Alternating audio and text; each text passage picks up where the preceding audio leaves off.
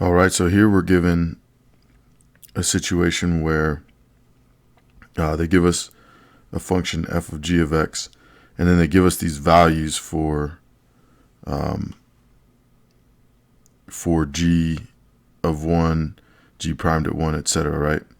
And it's asking us to find h primed at 1. So this is similar to I forget what number it was on the assignment, but we did one like this as well. So here's an example of it.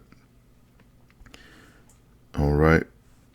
So first of all, if we want to find h prime at 1, first of all, I want to find find h prime in terms of its functional representation. So I'm going to find h prime, and so I'm going to find the derivative of this, which this is actually just the chain rule, right? So it's f primed of g of x, keep the inner function the same, right? And then take the derivative of the inner function. So I took the derivative of the outer function with the inside the same, multiply that by the derivative of the inner function.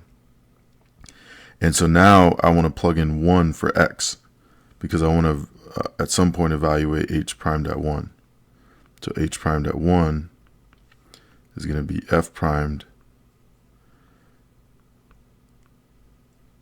of g of 1 times g primed at 1.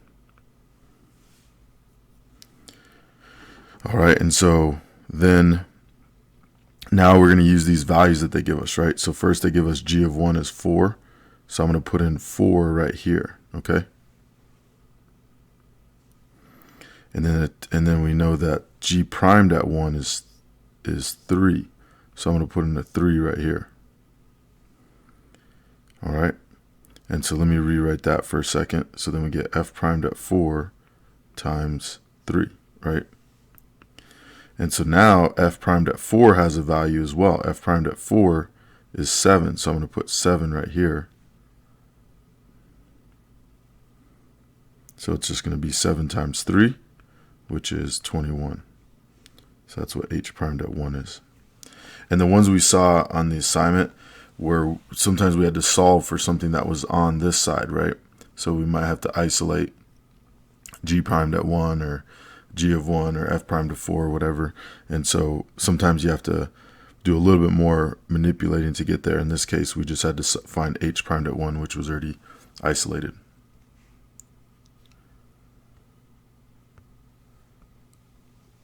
All right, so here's another one.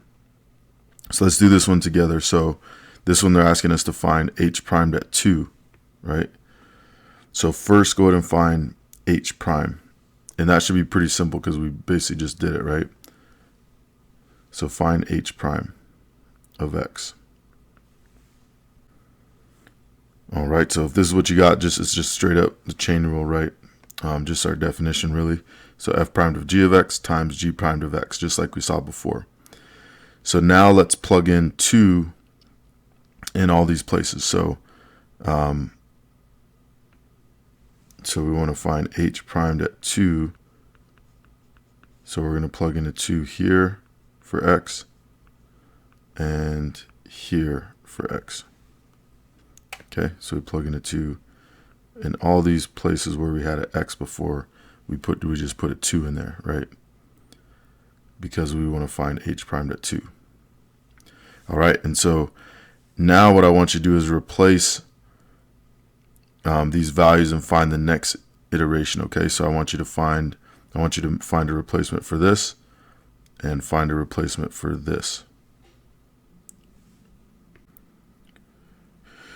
All right, so you should have gotten f primed of -3, so we put -3 in here for g of 2, right? Just because that's what they give us, and then for g primed at 2, we put in +4, right? Okay, so now we need to find a replacement for f primed at -3. So go ahead and do that.